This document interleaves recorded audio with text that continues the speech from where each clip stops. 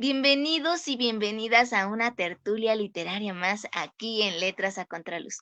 Mi nombre es Ana Berta y el día de hoy tengo el honor de contar con la presencia de un invitado de lujo. Él es Eduardo Samuel Rivero Reyes, quien ya nos había acompañado anteriormente aquí en Letras a Contraluz. Incluso fue padrino de la primera tertulia literaria aquí en este espacio. Y bueno, eh, solo añadiremos algunas cuestiones de todo lo que ha ido emprendiendo en este tiempo.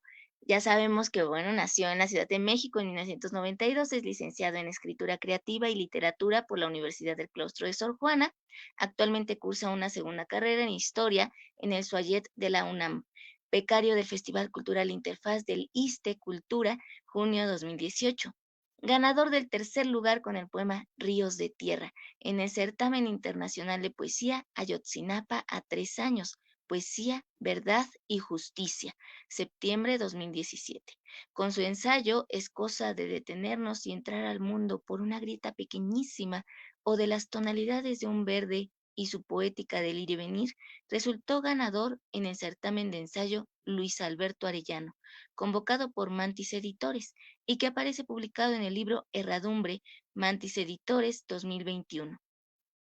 Con Castálida aparece en la antología Químicas Sanguíneas, EBL, EBL, Intersticios UCSJ 2016.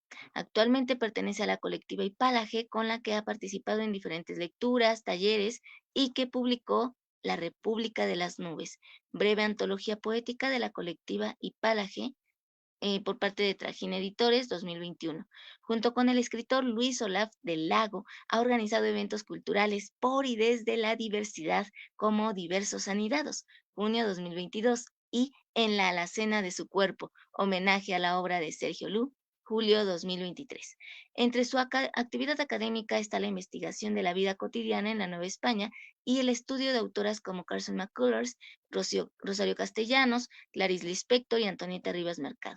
Se dedica a la docencia y actualmente es coordinador de Cultura Española en el Colegio Madrid AC, así como profesor de asignatura en la Universidad del Claustro de Sor Juana.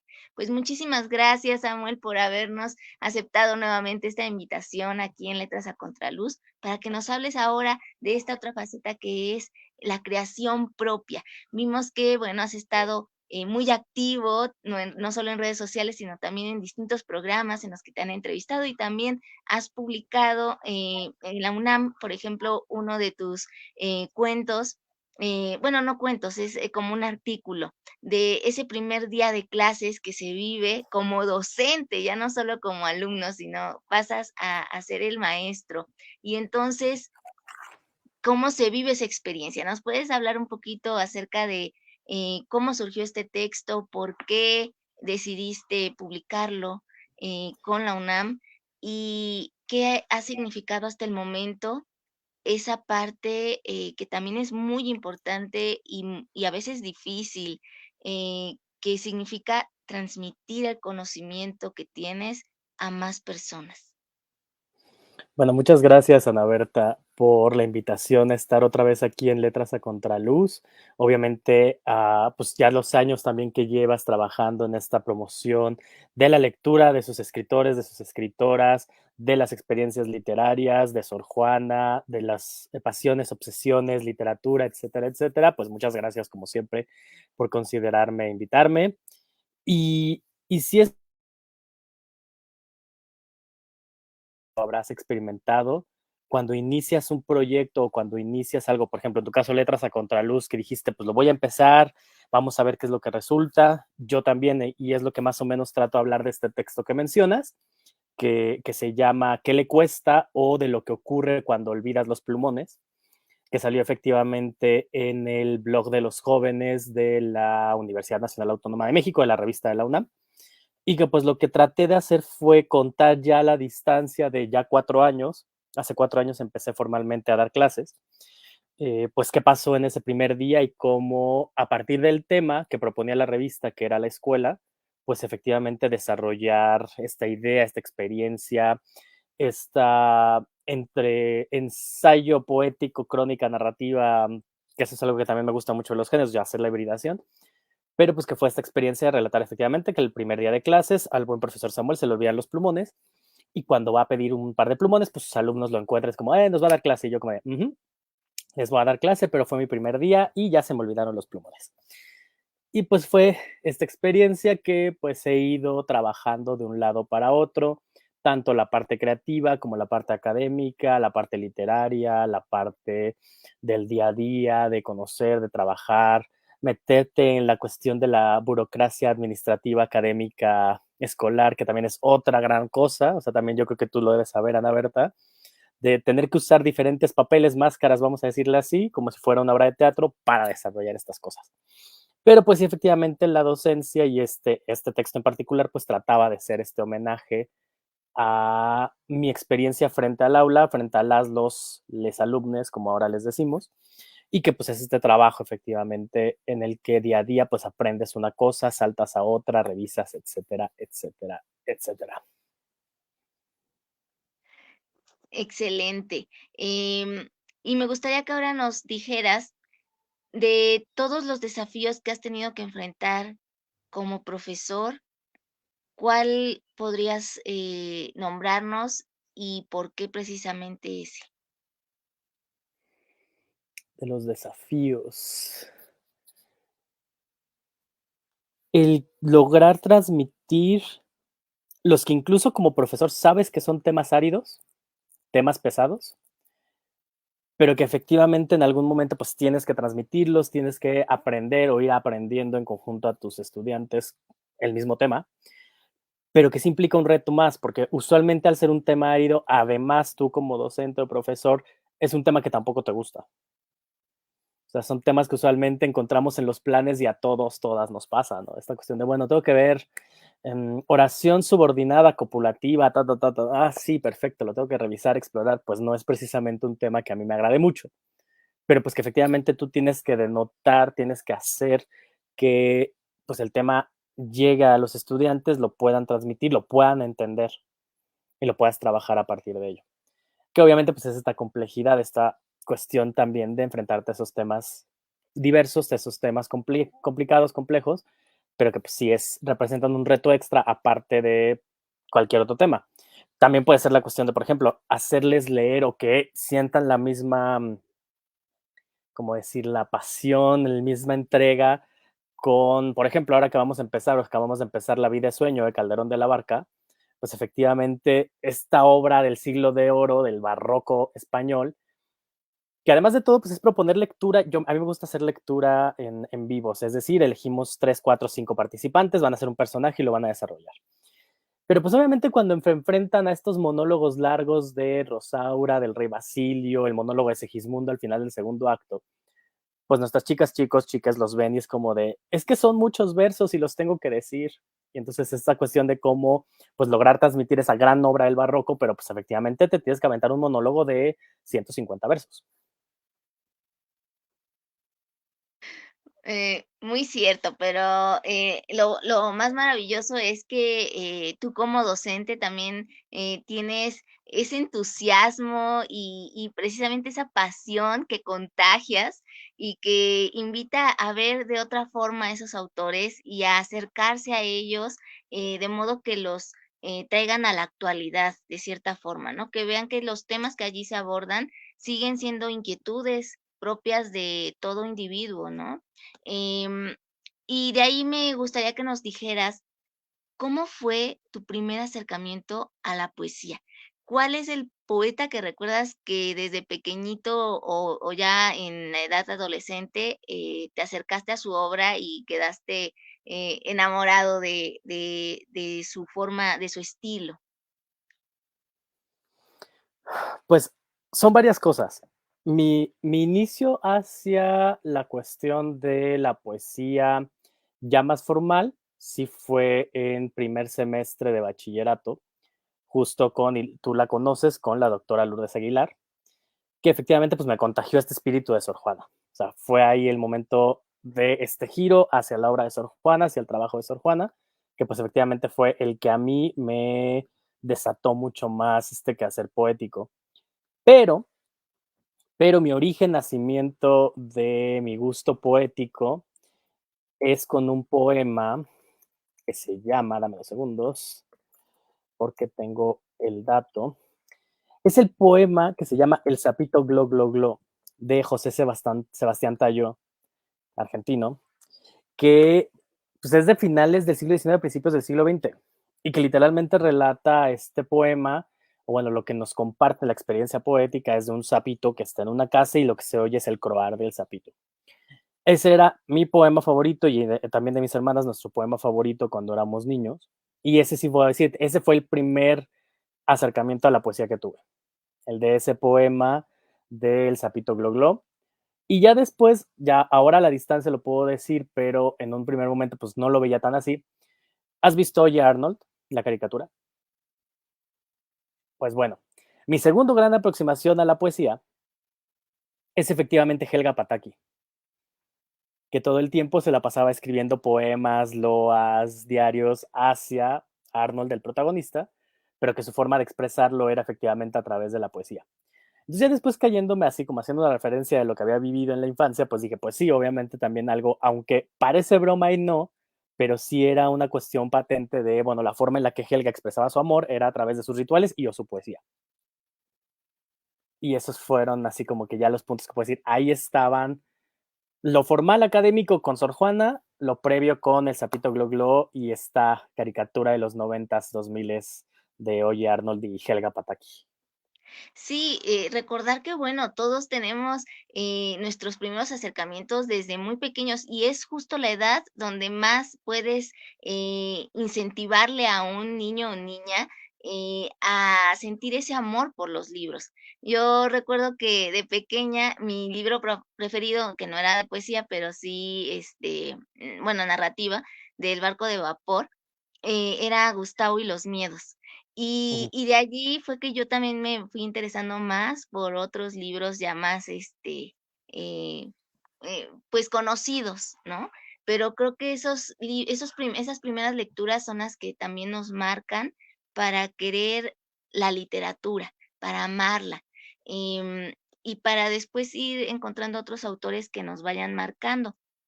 Dentro de esto, ¿quiénes podrías tú decir, aparte de las que ya mencionaste en la semblanza, que considerarías tus referentes literarios, poéticos?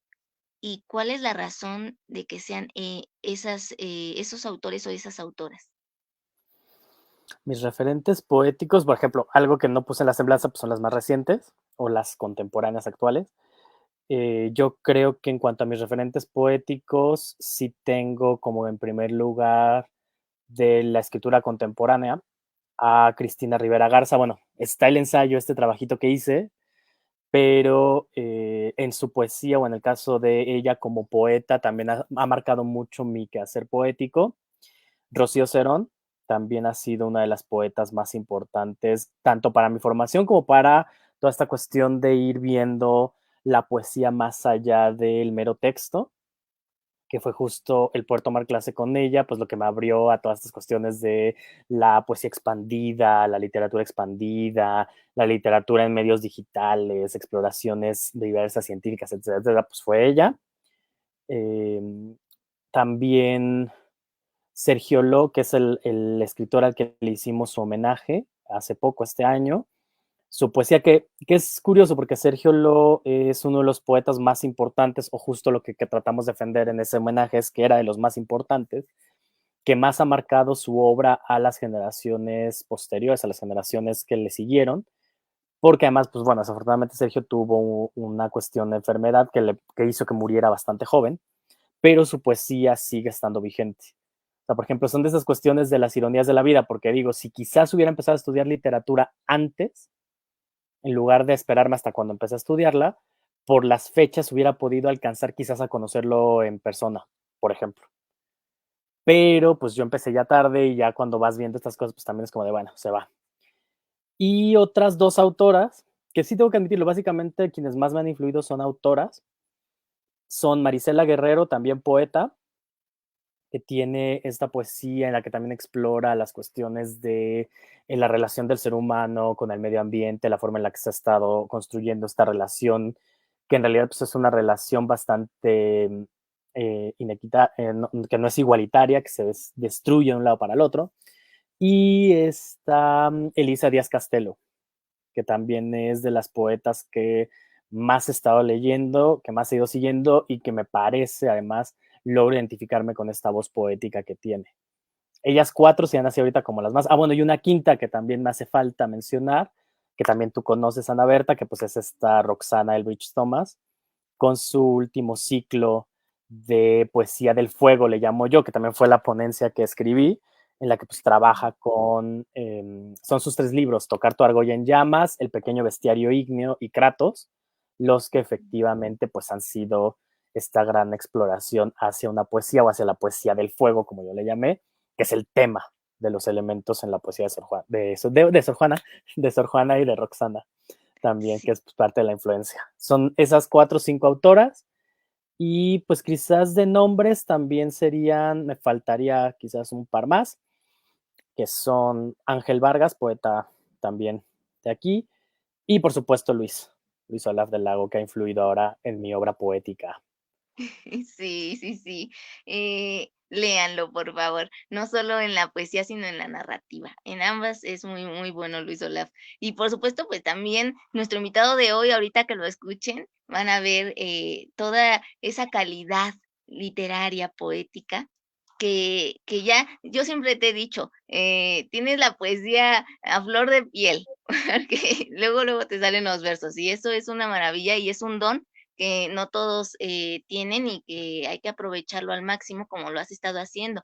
Nos comentabas también que has sido ponente de varias presentaciones de libros. En esta otra faceta que también implica un esfuerzo, un tiempo que le tienes que dedicar a leer cada uno de esos libros, a hacer el análisis respectivo, ¿qué te ha dejado esa experiencia? Ha sido una experiencia interesante.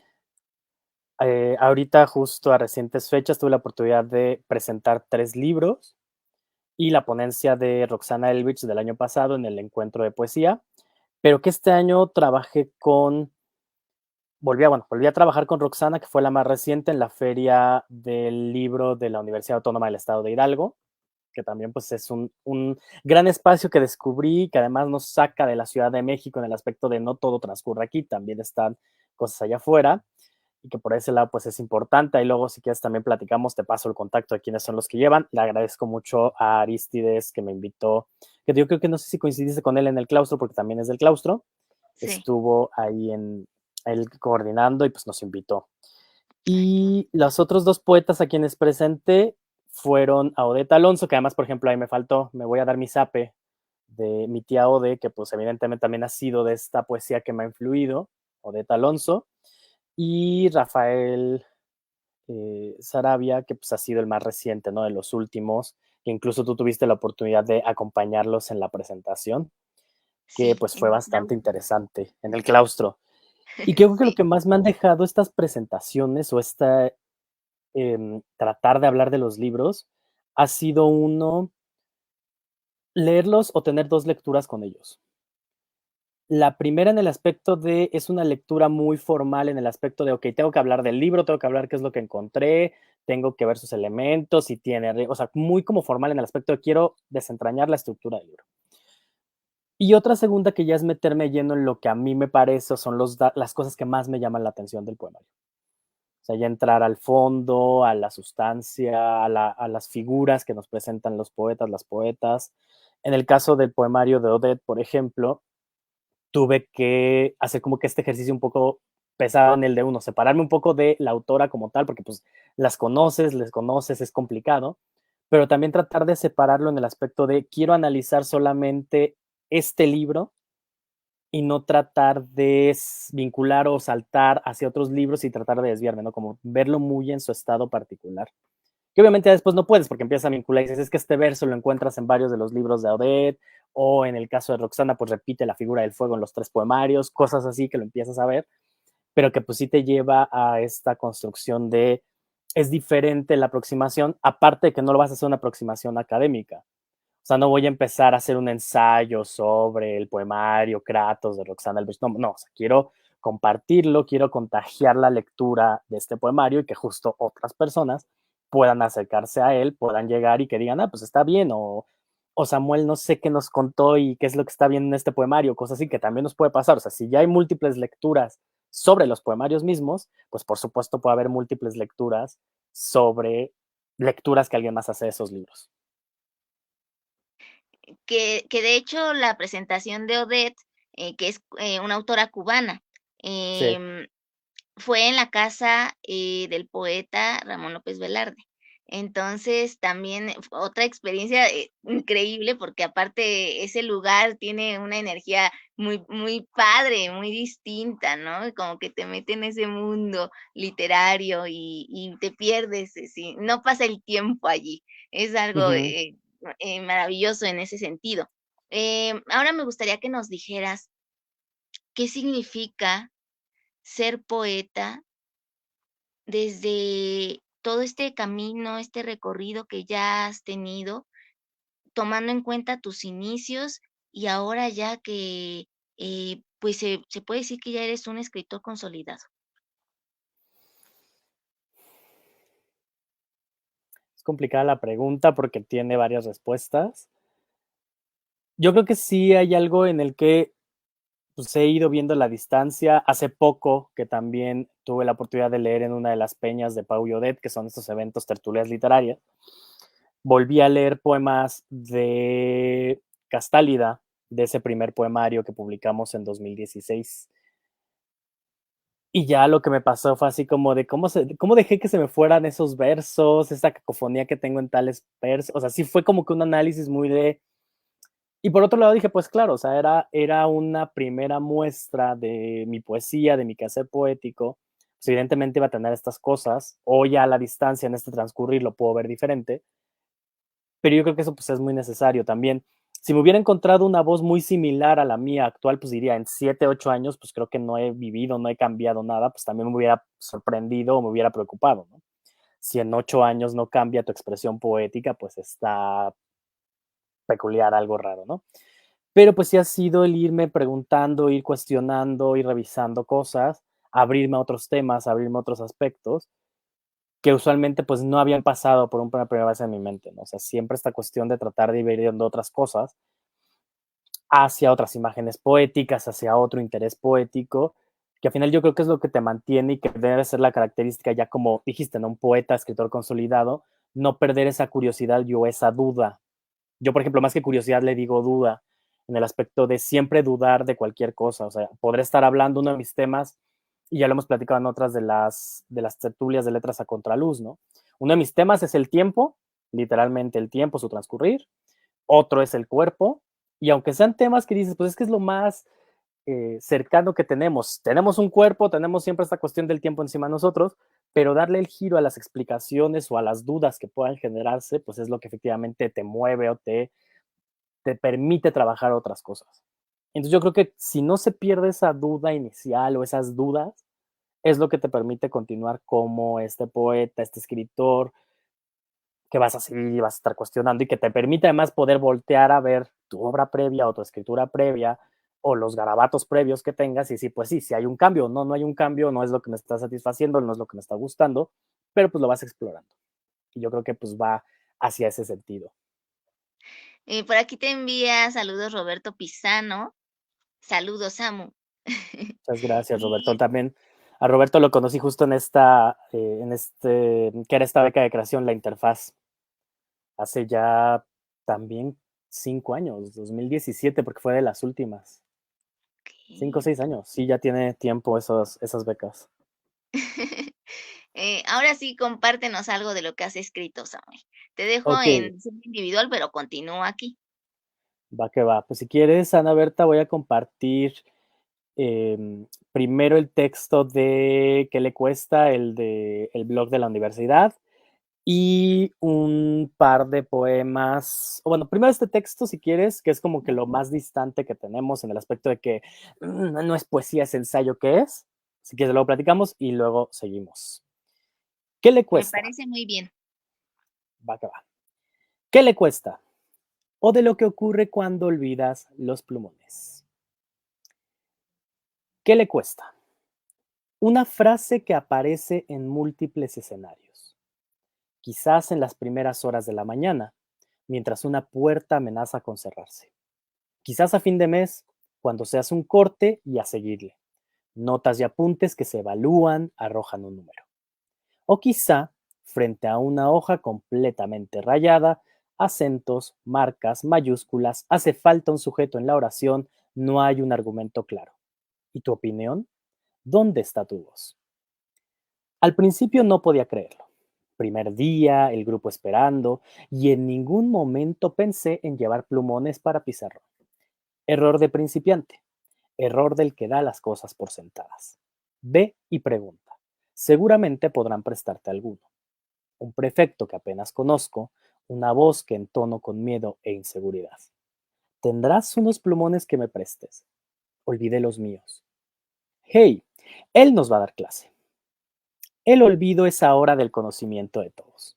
Apenas comienza y no trae lo necesario. ¿Con qué cara nos va a dar clase? Recibo 2 plumones, azul y negro. Eso parece al caso a responder. Subo y encuentro el salón de clases. 27 nombres, 27 rostros por vincular y aprender. ¿Cómo se nombran? ¿Cómo se reconocen? ¿Qué les gusta? ¿Qué creen que podamos? ¿Qué le cuesta dejarnos salir temprano? Es el primer día y ya estamos cansados. Eso lo podemos ver después. ¿Qué le cuesta? Vaya, la frase, ahora que lo recuerdo, apareció desde el inicio. Comienzo a identificar las voces cantantes, los personajes principales de esta puesta en escena que durará un año completo, 2 semestres. La palabra adquiere una importancia mayor. No, las siglas de la asignatura no son esas. La mayúscula debe distinguirse. El acento, no olviden el acento. Regreso a la pregunta. ¿Qué le cuesta? Hay días en que no me cuesta nada. Es más, lo disfruto. Procuro, naturalmente, no olvidar ya los plumones. Bravo. Deja paso al otro diseño para que regresemos. Híjole. Muchas gracias por compartirnos este texto maravilloso. Y nos estabas diciendo, aquí hay una hibridación de géneros. ¿Por qué quisiste hacerlo de este modo? ¿Fue algo que fue surgiendo así o ya lo habías planeado de ese modo? ¿Y qué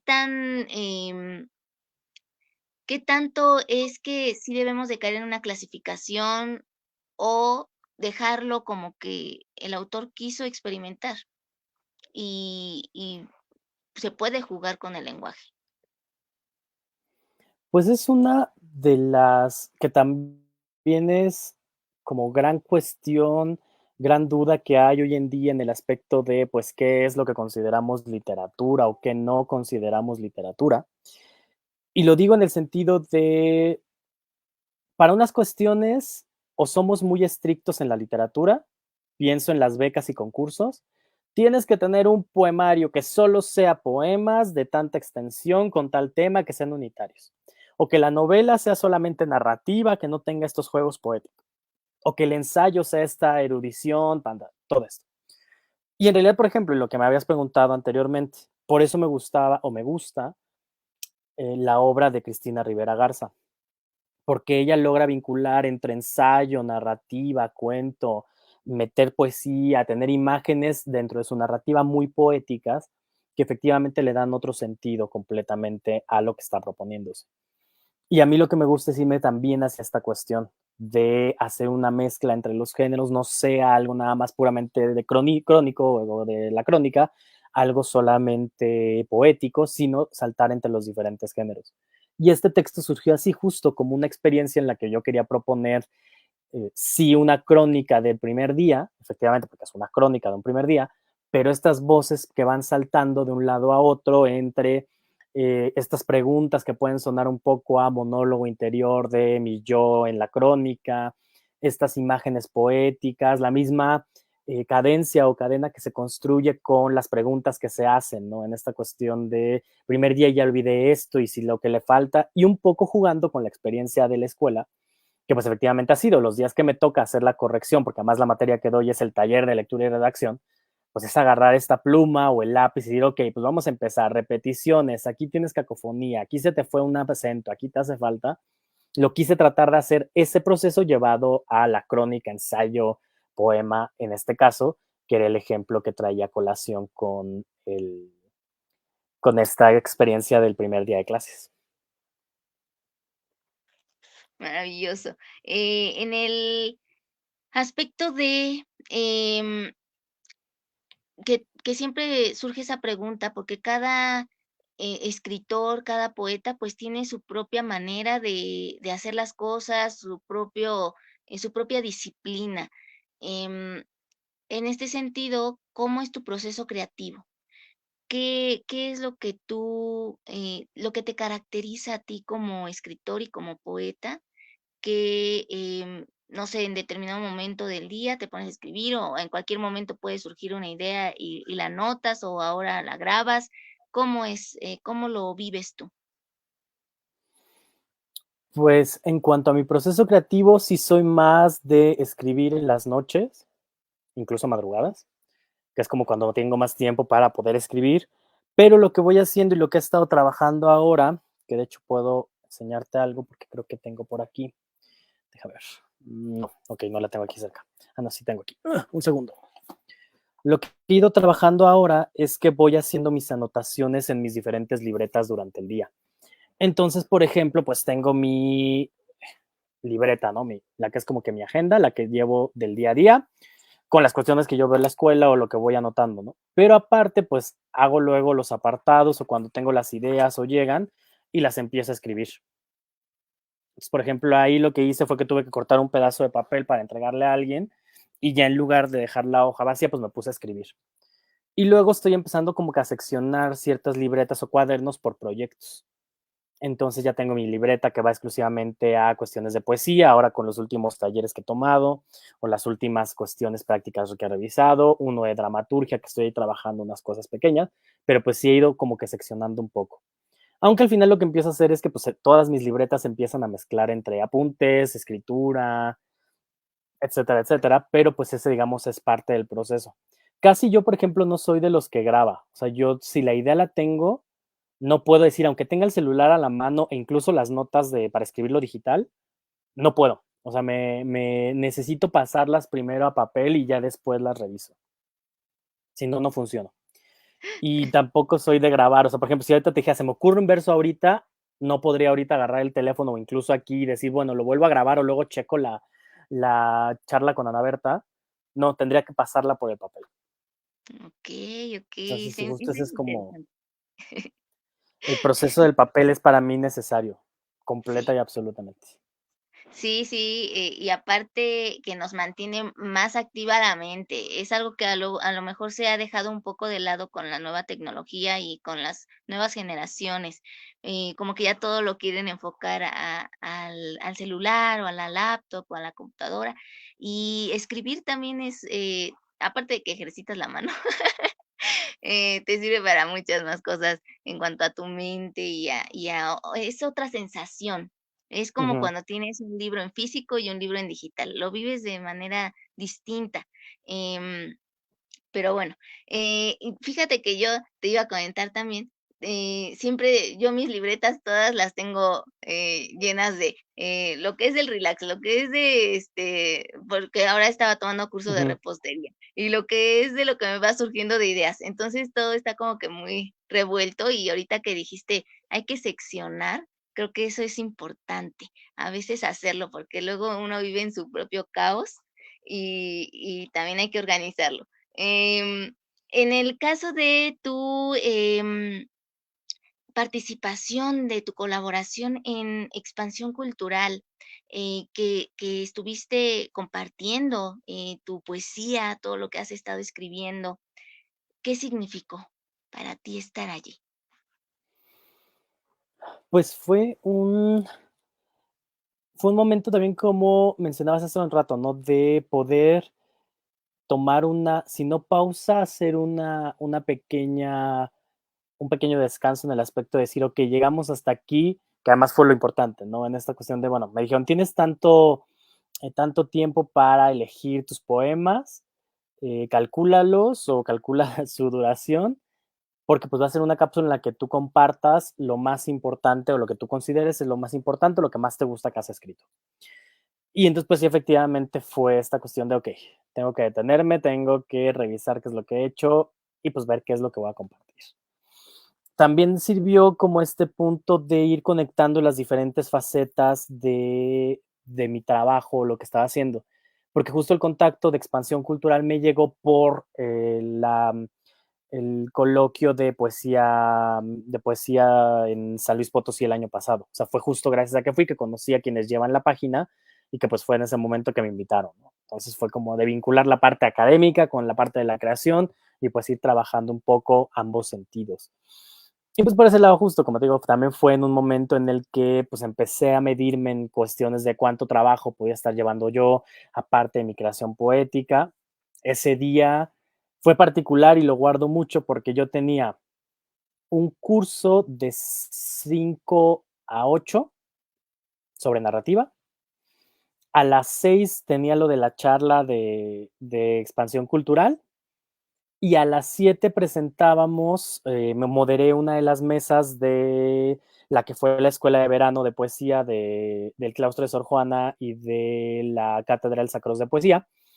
Entonces eran las 3 horas en las que yo tenía que estar súper ocupado, en la que además pues no podía dejar el taller por un lado, pero tampoco podía desconectarme, pero tenía que estar conectado haciendo la charla de expansión cultural y a las 7 tenía que conectarme porque pues íbamos a moderar la mesa, iban a ser 4 poetas, que en realidad fueron, bueno, fueron 3, Rocío Cerón, eh, María García Zambrano y, ay, se me fue Carlos Olivares, creo que sí es Carlos Olivares, si no me matarán después, pero ya acuerdo del apellido, Carlos Gómez Olivares, creo que sí, y pues era ese día en el que también pues me medí en cuanto a experiencias y ver qué podía aguantar y qué no y qué hacer y qué demás. Pero pues fue bastante interesante en ese aspecto poder llevar las 3 cosas, poder trabajarlas. Y pues efectivamente esa cápsula, esa grabación, ese trabajo, pues me gustó mucho en el aspecto de poder revisar lo que he hecho y también plantear posibles rutas de hacia dónde voy. En esa selección a veces es difícil, decir: "Esto sí lo comparto en esta ocasión, esto no". ¿Cómo fue que decidiste cuáles compartir y cuáles dejar para otro momento? Sí me fui por un criterio de lo más reciente. O sea, sí dije, tiene que ser de lo más reciente de mi producción, quizá que haya aparecido publicado, porque casi todo lo que leí en esa ocasión ya ha aparecido publicado en alguna revista digital, pero sí dije, tiene que ser de lo más reciente. O sea, por lo menos dije de la fecha de hoy, que era junio, que era junio, julio, fue junio, me parece. Dije, por lo menos un año atrás, que sea lo más reciente que he hecho. Y ya no regresar a textos mucho más del pasado, sino lo más reciente. Sí fue un criterio de lo más reciente.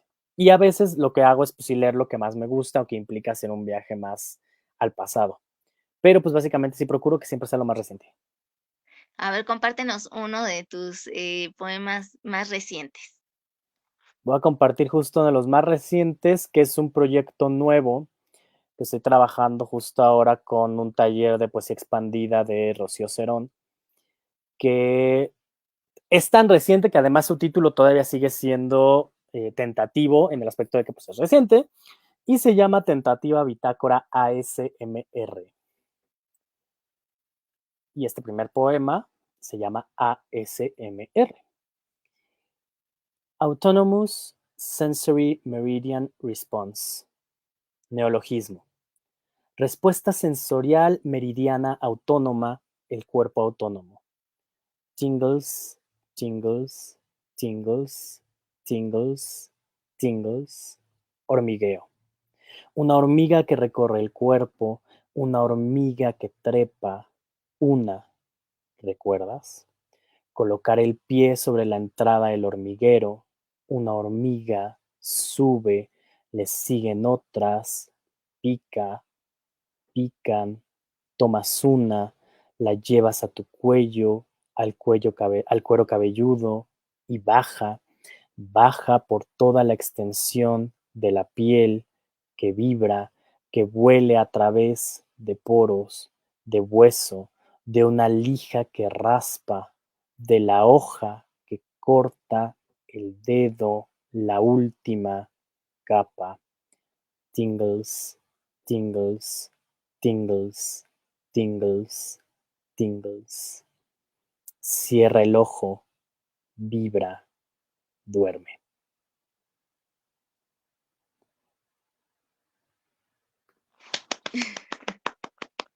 Muy sonoro y además haces esta combinación del inglés con el español. ¿Por qué hacerlo de esta manera? ¿Qué es lo que te motivó a querer jugar con lo que muchos poetas también han experimentado, ¿no? De unir un idioma con otro totalmente distinto y hacer esa conjunción de voces lingüísticas, por así decirlo. Algunos lo hacen con el inglés, otros con el portugués, otros con el francés. En tu caso, ¿qué te llevó a hacerlo de esta forma? Pues todo empieza con el tema, que es el famoso ASMR, que pues es esta expresión que justo trato de jugar con el poema, que son estos videos, estas manifestaciones digitales en las que tú lo que estás buscando, pues son una serie de sonidos que te permitan o concentrarte o dormir. Dentro de estas cuestiones de mis noches de insomnio, pues me encontré con estos videos en YouTube y los empecé a revisar, a buscar pues qué es lo que formalmente o qué es lo que buscan, qué es lo que quieren alcanzar. Y lo que fui descubriendo, efectivamente, que es el parte del proyecto que tengo, pues es esta idea de que la SMR o esta respuesta sensorial meridiana autónoma, lo que busca es provocarte con una serie de sonidos, algún disparador, que es la palabra en inglés que se utiliza, es el trigger, algún recuerdo o alguna cuestión que te lleve a ese sonido, o ese sonido más bien te lleve a él, y que te permita concentrarte, dormirte o expresar otra forma de tu vida efectivamente.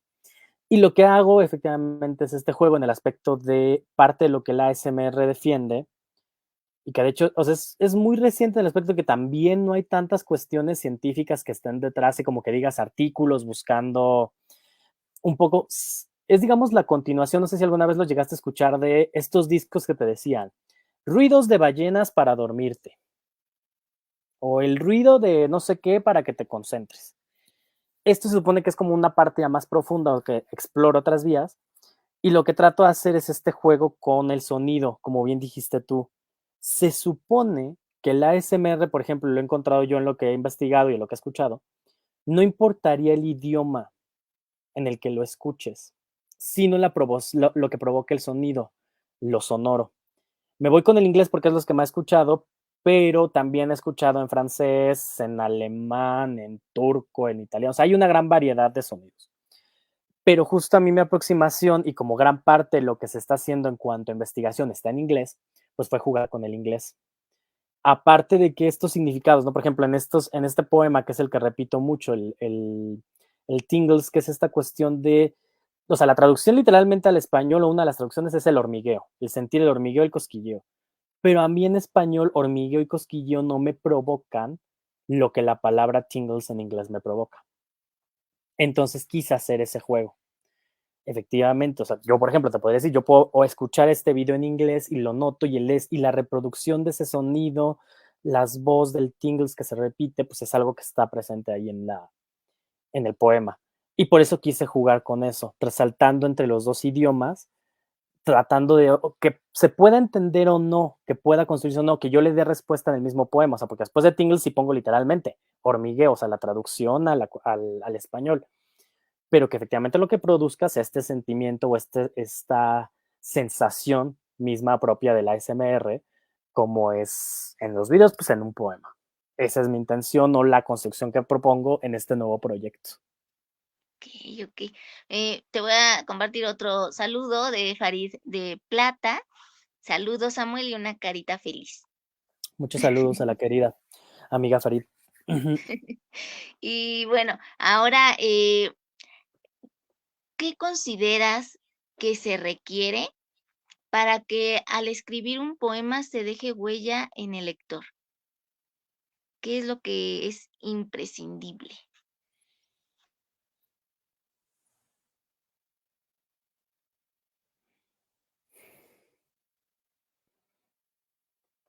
Yo creo que lo imprescindible es no dejar por sentado o no decir que solamente los verdaderos poemas van a dejar una impresión en el lector.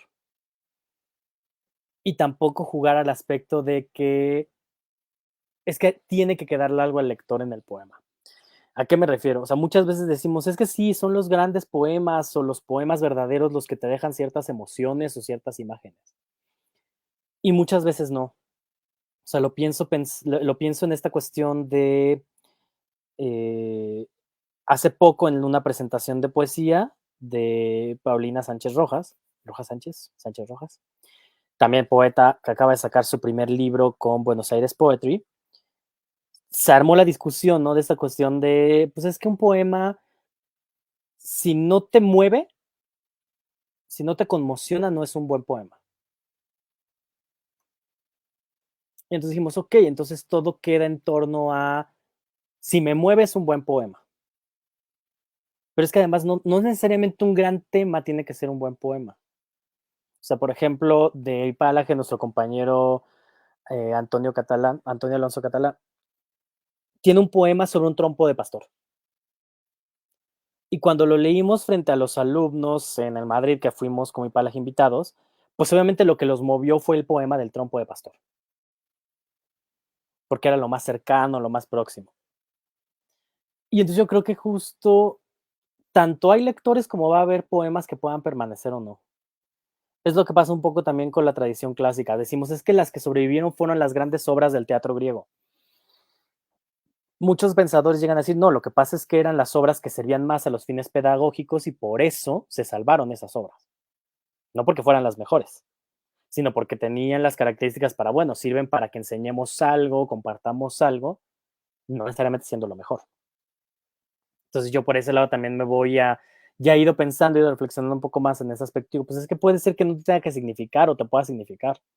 A mí el monólogo de Segismundo de qué es la vida, un frenesí, qué es la vida, una ilusión, una sombra, una ficción, pues sigue siendo de lo que me parece más simbólico y lo que más perdura.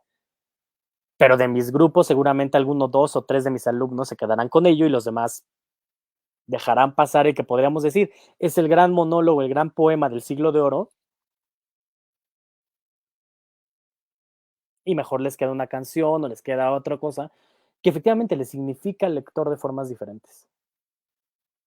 O sea, si nos fuéramos por qué es un gran poema y por qué tiene que permanecer o qué es lo que le va a poner, sería bastante complicado. Porque entrada, por ejemplo, sería, y tú como creadora también lo has de saber, el cuento que a ti te gusta, que tú escribiste y dijiste es que este fue mi cuento favorito de los que mandé a publicar, y que por Y, Z razón es el que menos te leen en tu audiencia o el que menos les gustó.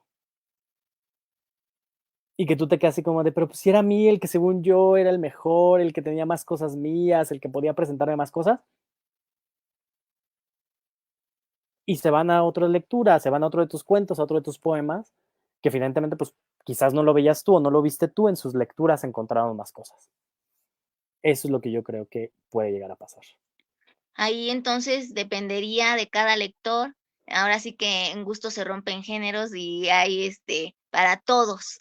Hay Exactamente. todo Hay tipo de para todo narrativa y tipo de poesía. narrativa, de lectores, y pues es lo que, además, como creadora, Ana Berta, tú también, y como estudiosa de la lengua lo sabemos.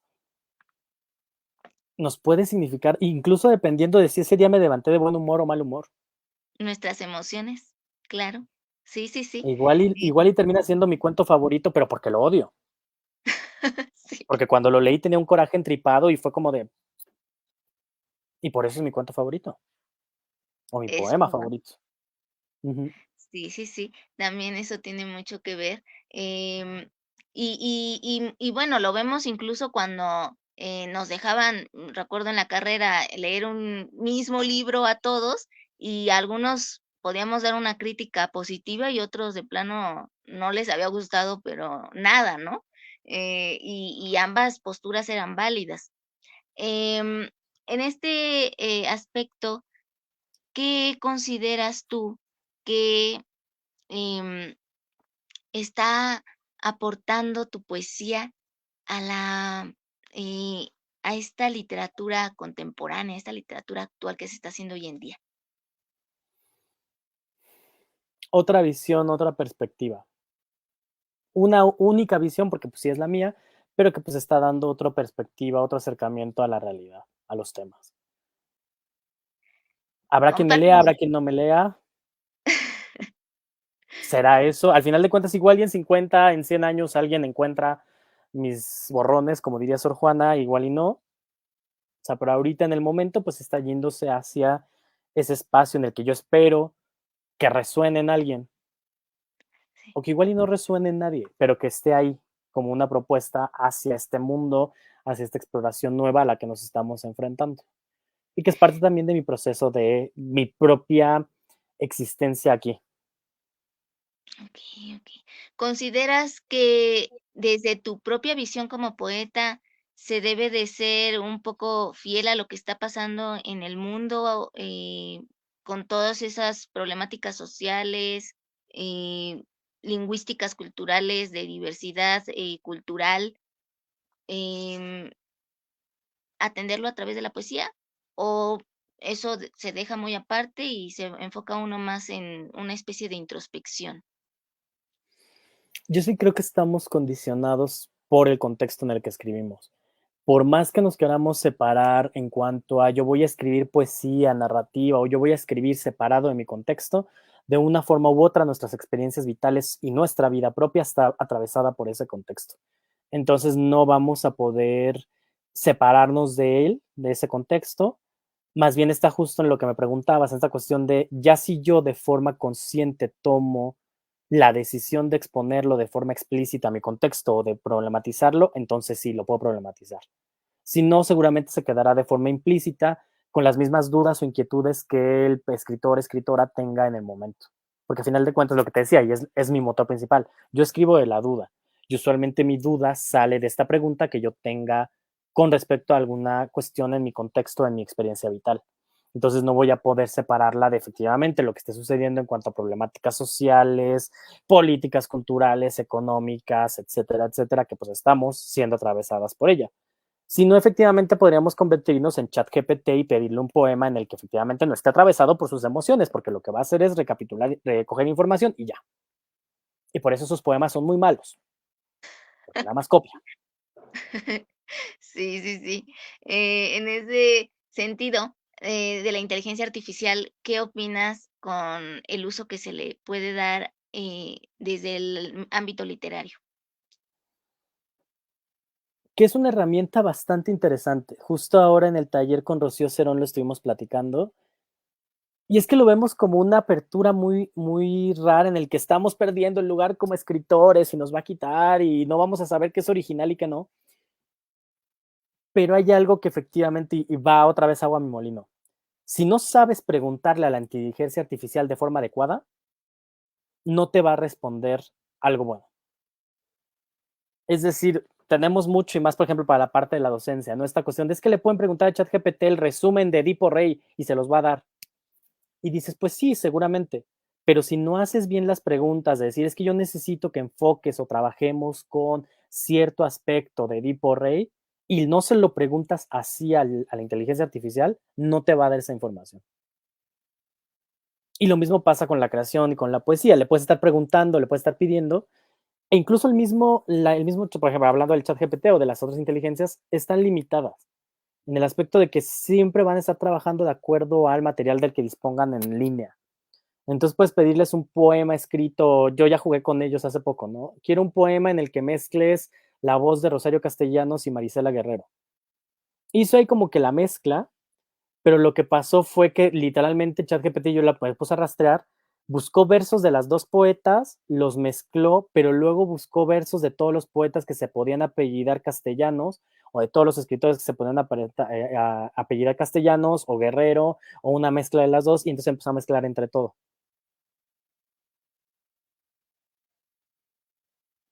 Pero pues al final de cuentas no tiene más. Okey, okey. Em, por acá pregunta, Eduardo Rivero, ¿cuál es el papel y el peso de la pasión al escribir? Interesante. A ver, ¿cuál es tu opinión? Pues yo creo que es muy importante porque no hay... Escribir es una pasión y es un deseo. Y efectivamente es a través de ella que se escribe. Muchas veces, y es que esta cuestión, o sea, podemos pensar en la pasión como que es algo bueno, pero también la pasión puede ser arrebatada hacia lo que es negativo, ¿no? O sea, el ser humano a final de cuentas es pasional. Los dioses griegos nos gustaban porque eran los más pasionales posibles y los más humanos posibles. O sea, no eran dioses perfectos. Y estaban motivados por la pasión, por el deseo, por el odio, por la venganza, por la...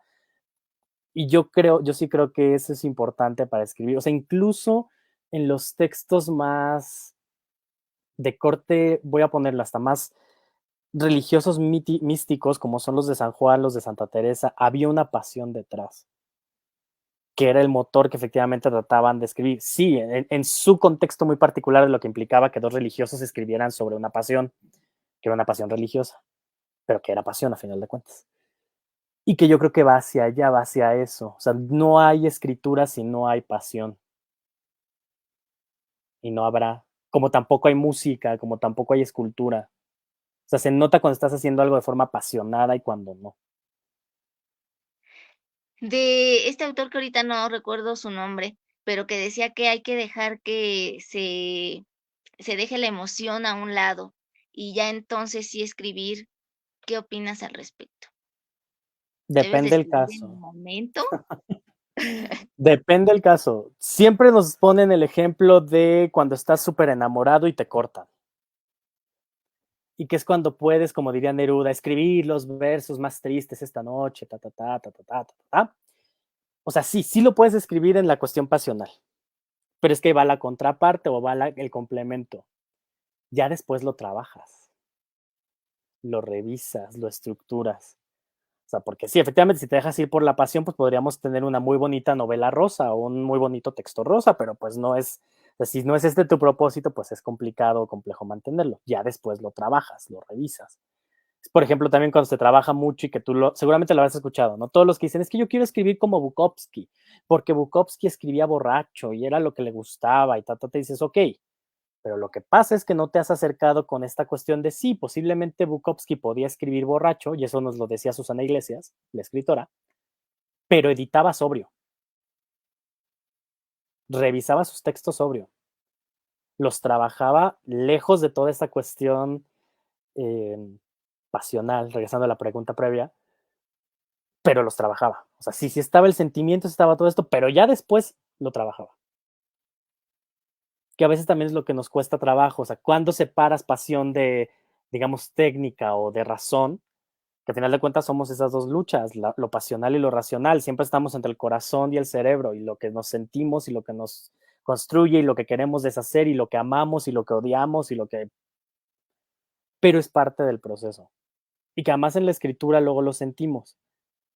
Muchas veces, y el ejemplo a través del amor, siempre caemos en la figura del lugar común, el amor dulce, toda esta cuestión que, pues dices, ok, sí, ya después lo trabajas y lo revisas. Pero pues es bastante interesante tratar de encontrar el equilibrio entre los dos. Aristóteles diría el justo medio, pero sabemos que tampoco hay justo medio, es muy complicado mantenerte entre las dos. Siempre te vas más hacia lo pasional o a lo racional. Y tú como creador, creadora, lo notas y sabes cuándo te estás yendo hacia un lado y hacia el otro.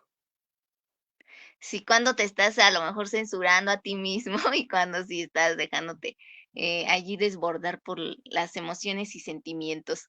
En el caso de la narrativa, ¿qué es lo que encuentras más fascinante y en contraposición con la poesía?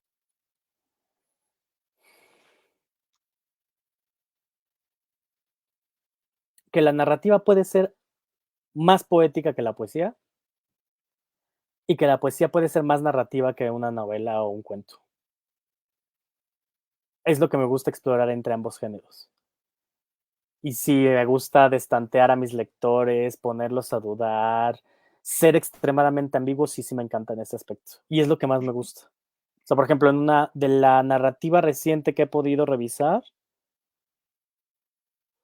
he encontrado novelas muy fuertes en cuanto a su construcción de imágenes poéticas, que es lo que me ha gustado bastante. O sea, este miércoles que Molinos de Vientos cumplió años, yo justo recomendaba la novela del lado izquierdo del sol, porque yo creo que es una novela bastante poética.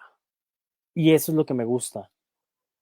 Y yo lo vinculo en este trabajo de cuando quiero escribir algo, leo el género contrario, o bueno, lo que sería el género contrario. que es otro de los tips de escritura, que por ejemplo ese me lo quedé mucho de Sandra Lorenzano, que alguna vez nos comentaba, que es que cuando escribo poesía solamente leo narrativa, o que cuando escribía narrativa solo leía poesía. Y yo dije, pues puede ser, puede no, y ya cuando lo empecé a hacer yo dije, sí, sí funciona. Y entonces justo lo que hago es ir llevando, si estoy haciendo algo, por ejemplo, ahora lo del ASMR, pues he estado leyendo puras cuestiones, no tanto novelas, pero sí ensayo científico, artículo de divulgación, o sea, cosas como que contrarias a mi parte poética. Y cuando estuve o estoy trabajando textos más narrativos, pues sí me pongo otra vez a regresar a la poesía. Ahora que regresé a Coral Bracho, que de hecho quiero ver ahí qué exploración me lleva, porque Castálida nació una parte de cuando trabajamos con Rocío Cerón, Peces de piel fugaz, que es este poemario de Coral Bracho. Ahora voy a regresar al poemario y quiero ver qué pasa ya a una distancia mucho más larga de casi 10 años, pues qué es lo que ha pasado con esta interpretación o qué leí yo esa primera vez. E igual y ahora sale quizás un cuento, o sale algo narrativo o me replanteo una cuestión poética. Pero es lo que me gusta de los dos, irme saltando. Y del ensayo, encontrar ensayos que parecen más una crónica o que parecen más incluso también un poema que algo ensayístico, con imágenes muy precisas, pero sí es eso lo que me gusta de los ¿Qué, géneros, irlos saltando. qué ejercicio de escritura recomendarías ahorita, en este momento? Algo que se te venga a la mente. ¿Qué ejercicio de escritura? Pues el que siempre pongo y con el que siempre inicio cualquier tipo de texto, literalmente. Tienes tu reloj a la mano, pones, luego sí me exagero un poco, pones un minuto en tu reloj, tienes un minuto para estar escribiendo completamente lo que te venga a la mente con el primer objeto que tengas frente a ti. ¿Qué? La única condición es que tú escribas sobre el objeto que está enfrente de ti. En mi caso, yo tendría que escribir de la computadora desde la cual estamos transmitiendo, desde la cual me estoy transmitiendo. Entonces, por ejemplo, tendría que escribir sobre la computadora. Pero cualquiera de nuestros escuchas podría tener su celular, una taza, estar frente a las vías del metro, no sé, cualquier situación. En ese momento tú te pones, y obviamente se implica ese riesgo, ¿no? Porque tienes que escribir en ese momento un minuto donde sea que estés. A mis alumnos luego no les gusta porque todos tienen que escribir de lo que tienen enfrente, que usualmente es su cuaderno. Dice, pero es que no va a variar. Le digo, claro que va a variar porque cada quien tiene un cuaderno, como cada uno tiene su propia perspectiva de lo que va a escribir. Hay quienes no escriben del cuaderno. Oye, es muy, muy buen ejercicio. Y por supuesto, pues algunos se enfocarán en el cuaderno, pero también tienen la mesa, tienen el Ujú, pizarrón y todo eso cuenta, o el salón mismo, las cuatro paredes. exacto. Lo que luego les Eh, pongo es como una situación de, les digo, bueno, sus personajes tienen una charla en un restaurante, van a escuchar 3 canciones porque les hago selección musical, y lo que venga fluyendo en el momento en el que estén escuchando la canción es lo que van a escribir. Lo único es que su situación empieza con un personaje A y un personaje B que están en un café discutiendo. Ustedes tienen, usualmente les pongo canciones de entre 3 4 minutos. Entonces es un ejercicio de 10 15 minutos de escritura, pero en la que además les digo, o sea, no pueden dejar de escribir. O sea, el único momento en el que pueden dejar de escribir es cuando la canción termina, hago una pausa y les voy a poner la siguiente canción, pero si no, no pueden dejar de escribir. ¿Y qué tal si ese día no iban tan inspirados? ¿Qué pasa con ese concepto? ¿Existe la inspiración o tú la provocas? Sí existe, y esta es una de las cosas que siempre que me enseñaron desde el principio y que yo también defiendo. Sí existe, pero te tiene que encontrar trabajando, como decían que decía Picasso. Entonces sí, yo sí creo que existe la inspiración, pero la inspiración viene ya después de que estás trabajando. Y efectivamente es parte de lo que he visto con mis autoras, mis autores, mis escritores. Pensar en esta Clarice Lispector que se levantaba a las 4 de la mañana porque tenía 4 horas para escribir, hasta las 8 que se levantaban sus hijos. O esta cuestión de Sor Juana que también escribía entre tiempos porque tenía que hacer sus diferentes labores. Porque posiblemente, y tú también no me dejarás mentir, te ha de haber pasado ya también como creadora. Por más que digas, ok, me voy a sentar hoy, sábado 16 de septiembre, ahorita a las 8 de la noche a escribir. Llegan las 8 de la noche y no tienes de qué escribir. Si te quedas solo con eso dirías, pues no escribo. Y entonces Sí. justo tienes que empezar posiblemente, y como le digo a mis alumnos, pues sí, tienes 15 minutos, tienes que escribir. arráncate con lo que salga. Aunque sea desvarío total. Aunque sea desvarío Que total, lo que al final de maneja. cuentas, luego sí nos llega a pasar. Podemos tener ese desvarío total. Sí lo podemos tener. Okey, okey. Pero en ese proceso de escritura llega un punto en el que como ya arrancaste, empiezas. Es como cuando también haces ejercicio, Ujú. que empiezas a subirte a la bicicleta y dices, no quiero hacer bicicleta, y empiezas los primeros minutos y vas como que peleándote y va, y de pronto ya llegas, porque lo que empiezas a hacer es trabajar, efectivamente, ahí trabajas el cuerpo. Claro. Lo vas trabajando hasta que hagas tu rutina, llegas a la mitad, te desesperas, pero tratas de cubrirlo. Lo mismo en la escritura, siempre nos pasa el famoso lugar común de la hoja en blanco, siempre tenemos hojas en blanco, siempre. Sí.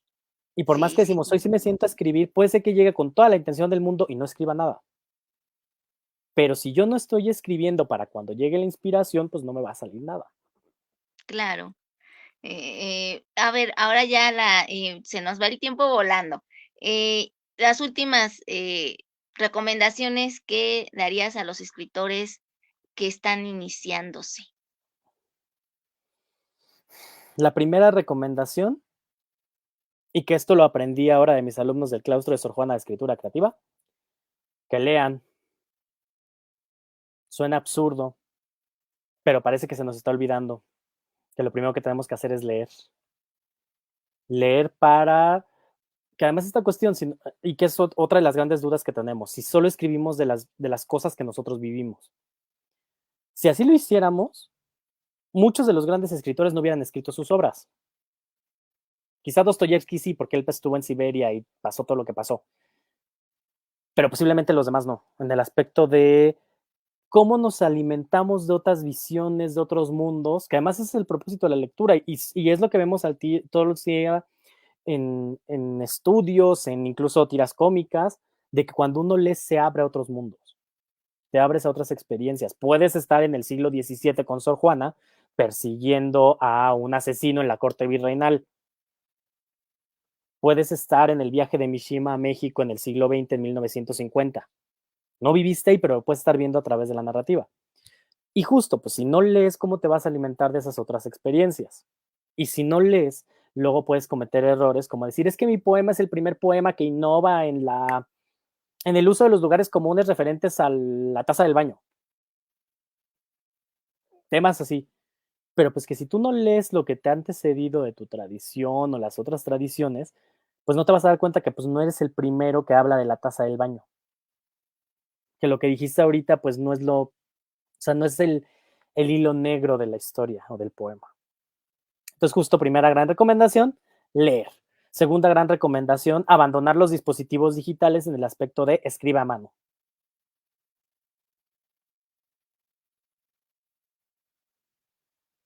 Escribir a mano es algo que creo que se ha perdido, que se necesita Retomar, sí. retomar y que te permite hacer ese proceso también de ir creando. Ujú. Esos serían mis dos grandes consejos. Y bueno, el tercero sería tomar notas. Ya depende ahí de cada quien cómo tomes notas. Yo no rayo mis libros, no me gusta rayar mis libros. Tengo los cuadernos con mis anotaciones aparte. Pero pues sí, no, o sea, yo hago así mis notas, pero yo sé que hay quienes anotan sobre el libro, quienes ponen post-its, etcétera, etcétera. Leer, escribir a mano y tomar tus notas de tus lecturas. Las tres vinculadas. Sí, yo siempre hago eso, o yo sí soy de las que a lo mejor ya pone los Post-its para Ujú, que no se me pierda el fragmento como tal, pero antes sí solía escribirlo todo en un cuaderno, aparte en una hoja, y ujú, ponerle qué número de página era y todo eso, porque también eso te va mostrando lo que en un momento dado te llamó la atención como lector y que pudo cambiar a lo largo del tiempo en una relectura. También te das cuenta cómo va transformándose tu propio yo, lector, creador. ujú, ujú, exactamente. Em, ya para ahora sí finalizar, compártenos otro de tus poemas o uno de tus, textos narrativos. Voy a compartir, no, sí voy a compartir otro de mis poemas de estos del proyecto que estoy trabajando. Son dos poemas, uno es bastante breve y el otro de una cuartilla. El primero se llama Sinestesia auditiva táctil. La navaja afilada espuma, dos miradas cruzadas se cruzan. Depositar la confianza en la mano, el pulso del otro. Cierran los ojos, palpan, se contraen. Y el segundo, que se llama efectivamente trigger. Todos al mismo tiempo, el movimiento de los dedos, la mirada saltando entre el papel, la imagen proyectada, una idea cruza. Cada uno propone un salto concentrado, teclas, pulsar, accesar. La construcción de un diálogo permite la regularidad de las miradas, de las ausencias. Carraspear como una forma de hacerse notar, de notar que estoy en el momento, que ante todos, al mismo tiempo, hay algo que distingue. Accesar, nombrar, renombrar, enviar una copia a carraspear.